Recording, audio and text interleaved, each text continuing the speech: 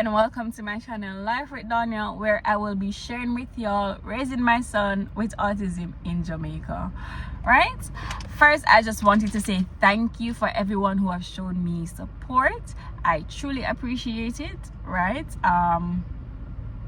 it's not easy coming on here and sharing my personal life with y'all, but I am doing it because I know it can be a lot. I know how overwhelming it is. I know how frustrating it can be, and I do hope that the information that I have provided will at least help one person. Make the road a lot less easier. At least learn from my experience, because I am not there yet. I have made tons of mistakes, but I hope that at least one person can benefit from the information that I have shared and I'm sharing and will continue to do so. Right, just a few things I would like to clarify before I dive into what I'm about to say. One, let me reiterate that I am not a medical professional. I am just a mother sharing her journey raising her autistic son in Jamaica. Two, I do hope that none of you are out there diagnosing anyone to say that he or she is autistic, because he or she shares similarities with what I have discussed thus far. If you do see similarities, speak to your doctor or your pediatrician about your concerns. It always starts with a conversation. I will be discussing schools today, and I just wanted to say that I am not being sponsored by any of the names that I will be listing. I am just sharing some of the resources that are available that have been made accessible to me and you, and hope that you too can benefit from it, right? I also want to give a little sidebar here to say that the ministry does offers assistance for parents with autistic kids, and they offer it in two forms, and those two include financial aid or providing a shuttle.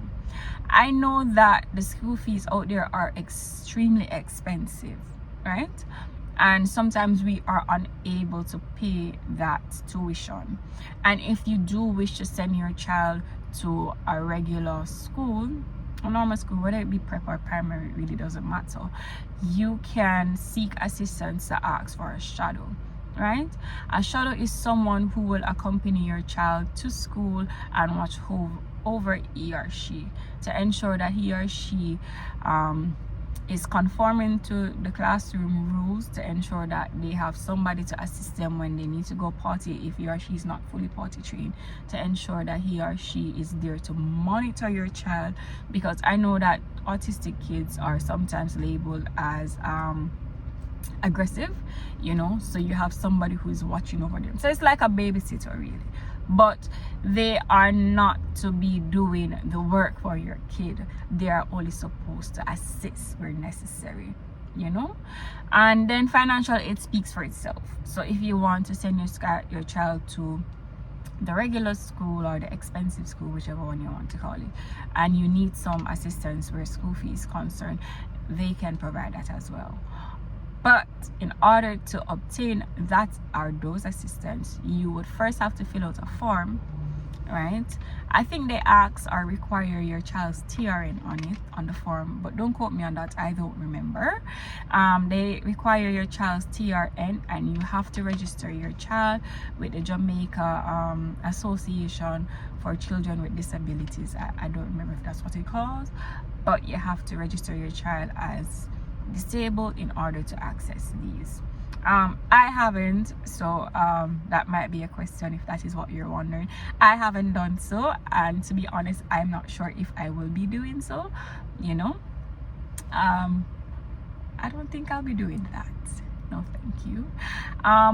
Also, I got a referral, but they also need, if you decide to go down that route, they need an assessment report, right? And your child has to do the assessment because they require it to see where on the spectrum your child falls, if he or she needs a shadow or financial aid or whatever decision they may decide. I don't know the process. I can only tell you what I do know. If you do need more information, they are located in Canewood. Right, there is a section of Ministry of Education that deals with children with disabilities by itself. It's off Arnold Road. I do not know the other direction. I only know it from South Camp Road. So if you're at the stoplight right at JDF, you are going to take the right, and then you're going to see Canewood, and you speak to the security to say that you're here and you need to speak to somebody regarding a child with disability. Right, so I do hope that is beneficial to you, and that is something that you can do seek out more information on or speak to somebody concerning that area. Right, and now I am going to jump into schools. Right, so let me just put out a disclaimer there. My son has been to 3 schools, 3 specific autistic schools, and he is now currently at one that he absolutely adores. And when I mean adores, I mean 8 o'clock at night, Cameron has on his backpack and say that he's ready to go to school. And I said, no, you know, school is in the morning. Can you all believe that Cameron chased me around the house to say that he's ready and stomping his feet that he's going to school? I don't know what they did to him, but I'm very happy that he is happy there, and that I know that he is safe, and I am so happy. Right, so thank you, and they know themselves, so thank you. All right, so I am going to give you a list of schools that I am aware of. Some are straight autistic schools and some are not. Right, and I think by now you will know whether or not they are regular schools, because you might have heard of them. Some of you might not, but I hope that the information is beneficial, as I have said. Right, also please note that I'm not being sponsored by any of these schools. I'm just hoping that you are able to access the resources that they may offer. Right, the first one that I'm going to speak about is McCam Developmental Institution. If I saw them name, but me for short just call it McCam. McCam offers speech, behavioral and occupational therapy, as well as an inclusive environment for your child. Those people are the 4 that you need for your child. Right, you need that. You need the speech, you need the behavioral, and you need the occupational, and something that you nor I cannot provide, and that is the inclusive setting. Right, inclusive means that your child will be amongst persons who have autism and those who do not have autism, because you nor I cannot teach them things that their peers can teach them. Right, and we all have experienced that, because we have all been to high school and we have all learned things from our friends, from the environment that we've been in, how to maneuver, and that is how we network. Right, so sending your child to school will give them the network and the social skills that you nor I cannot provide them with. Right, and that is where the inclusive setting for an autistic child comes in. With McCam, unfortunately, I don't know what the school fee is, but I know it's a lot less expensive than some of the others that I'm aware of. I think it's within the range of like 100,000, between 100 to 150 per term. If I'm correct, please don't quote me on that. But that much I do know.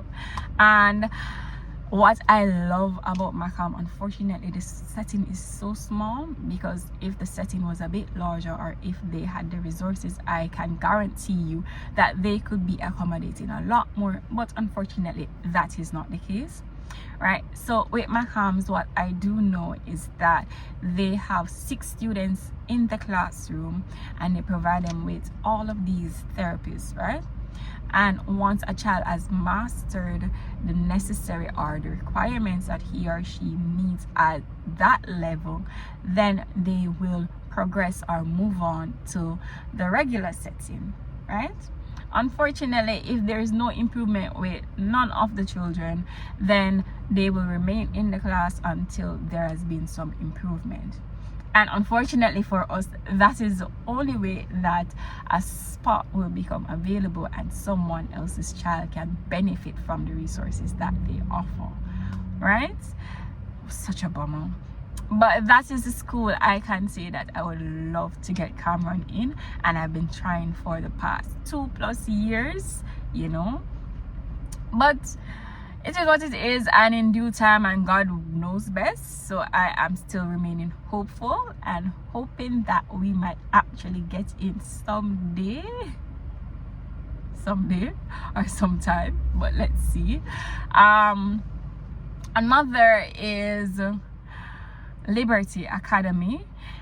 Liberty does not offer the therapies that I have said that your child might need. What they do offer is a regular school curriculum, and this is one of the schools that will facilitate shadow that I do know of. Liberty does have a waiting list, but it also depends on your child's age. It depends on your child's age and which category that they fall in, and if there is any availability, right? So even if you do send your child to Liberty, you will still have to seek the therapists outside.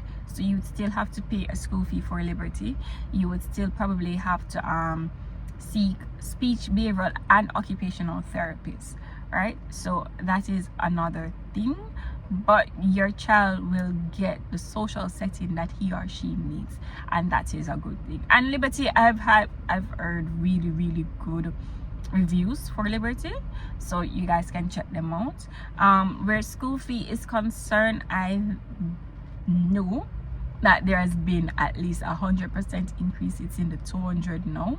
I don't know specifically the amount, but I know that's the school fee. Another that you guys can check out, and it has also been on my first video in the description, Therapy Plus. Therapy Plus is located on Hillcrest Avenue. You guys can check them out. It is run by an occupational therapist, and they offer early intervention as well, right? You guys can check them out. They are pretty good. I've heard some good reviews. I do know that, if I recall, the school fee was like $130 every 4 weeks, so it's every month you'd pay that, and it's a round the year thing, which I think is really good, because you know your child will get the continuous requirements or the necessities that he or she needs, so it doesn't stop. It probably will stop when you pick up your child at home, but at least they will get a yearly access to resources that they need, right? You guys can check them out.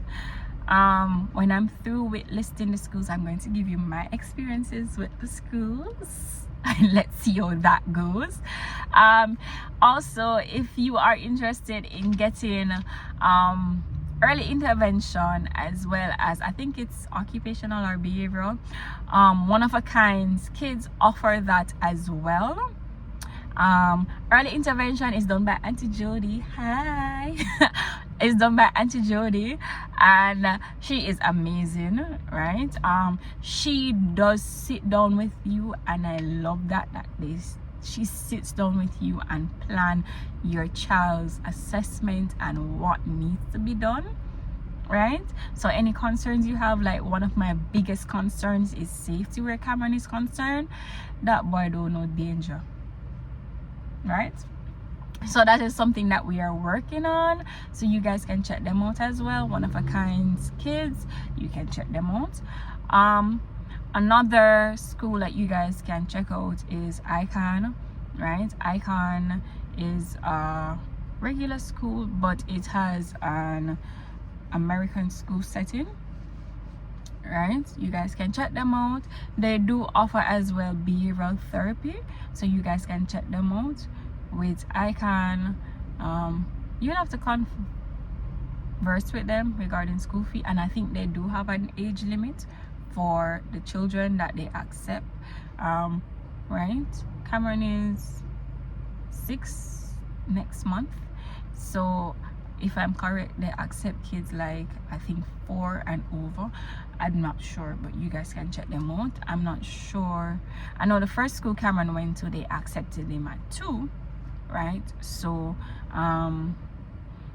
I don't know, you guys would have to speak to them about the age, because if your child is like under 4, then well, I don't know, but yeah, certain schools your child have to be a certain age.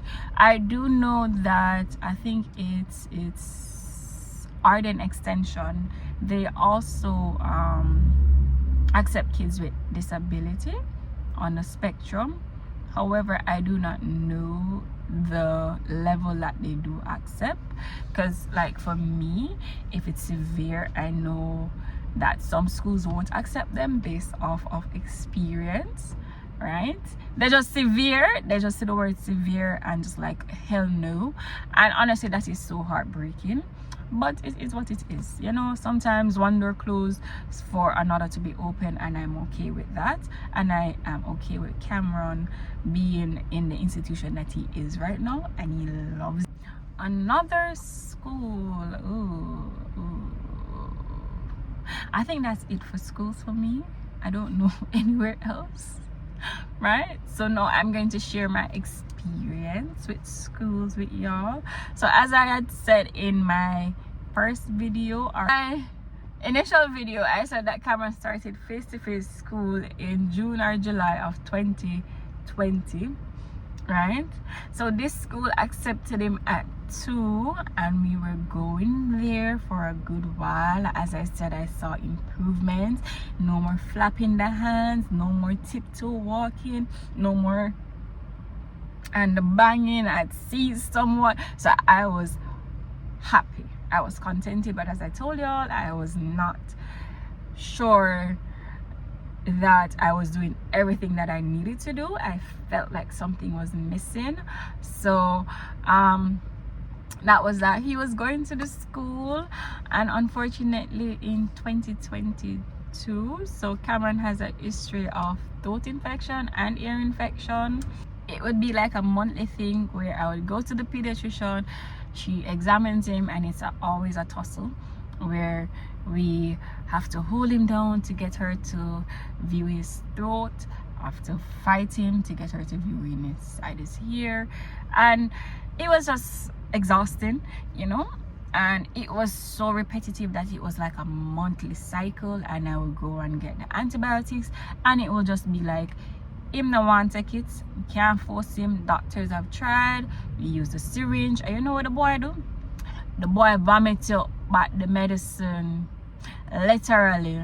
Not even a good 5 seconds in, well, not even 5 seconds, not even a second in, him literally just puke it out. And the doctor said, I've never seen anyone done that before, but Cameron did. So we were referred to see an ENT, because if Cameron had tonsillitis, we would have to remove his tonsils to avoid going to the doctor, avoid him getting another throat infection, to avoid the antibiotics and the series and the exercise that came along with giving him the medication, right? So he was going to school, and it was coming up to, I think, Labor Day, but I know it was somewhere in May, right? And we saw the ENT. She confirmed that he had tonsillitis. Of course, that was after the fighting. She was able to diagnose him with tonsillitis and said that it's best to remove it because he's not taking the antibiotics. It's very repetitive, it's very costly going to see a doctor, buying the antibiotics that he's not going to take, and then have to repeat the whole process another month or 2 or another 3 days, right, people? So we had scheduled to have his tonsils removed 2022, 2022, right? And I said, okay, I'm not really feeling this school anymore, because they were supposed to assist with the potty training, and he's 4 now, and I'm not seeing any improvements. And I got a referral to another school. This other school was somewhere else. I wasn't comfortable, but I love their assessment. I loved it. I fell in love with their assessment. I fell in love with the environment. Well, the classroom, really, not really the environment or the school setting, but I fell in love with the classroom. And she told me, Mom, Cameron can read. Cameron knows his ABCs, his 1, 2, 3s, his colors. He can distinguish between shapes. He can distinguish between animals. He can read. He can spell. He can do puzzles. He can respond to commands. So I'm getting all of this feedback that I wasn't really getting from the other school. So I said, you know what, let me try. He did the removal of his tonsils May of that year, and he was home for I think 2 to 3 days. And then June 1st I sent him to this new school, right? And I should have known that there was a problem, because they gave me a figure first and said this is what his curriculum would be, and I said okay. And then on the first day she changed her mode and said, no, that is what you pay for only 1 month. So them will come with the 1 month payment. But I didn't mind, because I'm saying as long as he's getting what he needs, I'm okay with it. And I was just like, okay, I just need him to get here, because as I've said in my previous videos, I had unrealistic expectations for him. I had unrealistic goals that I wanted him to reach, but I wasn't stopping nonetheless, because I wanted him to get what he needed. You know, my son wasn't talking, so I had to be his voice. I had to push him, well, not really push him, but I had to push to ensure that he got the necessary resources that he needed, and he did them at his own pace. But I just wanted to ensure that he had access to what he needed, right? And on day 3, this was Friday, June 3, 2022, my son came home with a scar to his, I think it was his left eye. And how I know that he got injured at that school was the lady sent me a video of him in it, and in the video there was blood at the corner of his eye, and they were clipping his fingernails. And I asked her, was that blood? Was that blood? I should never answer me. And I removed him and sent him back to the previous school that he was at, you know. And that was that experience. My second experience is while he's still here at this school that he's been going to since he was 2. Last year, April, he came home with scratches underneath his chin. And I asked about it, and nobody provided me with any answer whatsoever, right? Nobody whatsoever. And then the following weeks or a couple days later, I went to pick him up, and when I picked him up, Cameron had scratches from on his cheek, on his right cheek to be exact.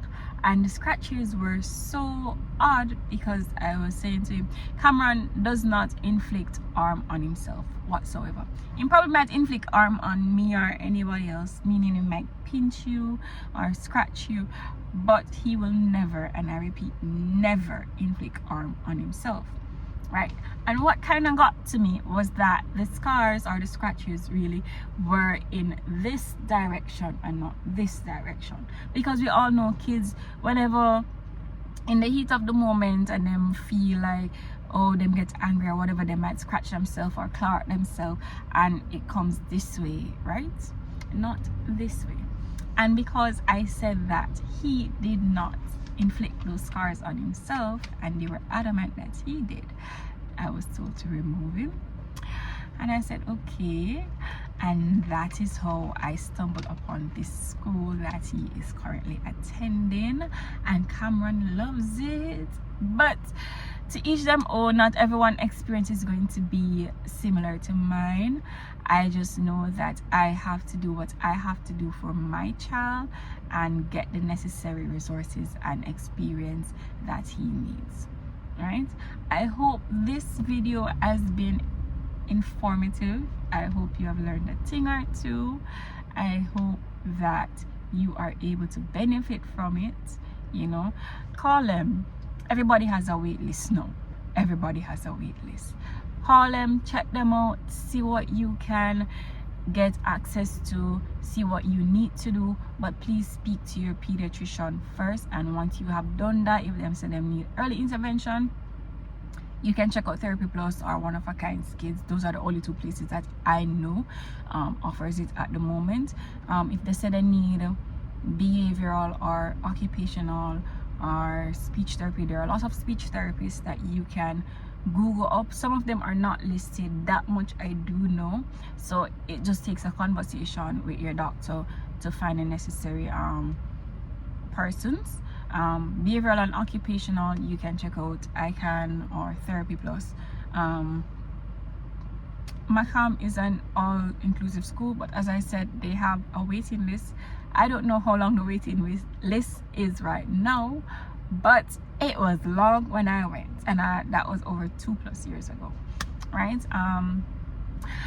Please leave any comments that you have, any suggestions. I am open. If you do know any school that I have not listed and your child has benefited from that institution, please let me know in the comments.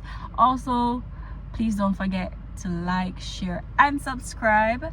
And thank you for watching. I'll see you next week, where I give you guys an update, because we went to the developmental pediatrician recently, and there are a lot of things that I would like to share with you guys that we have discussed, and just to give you guys an update.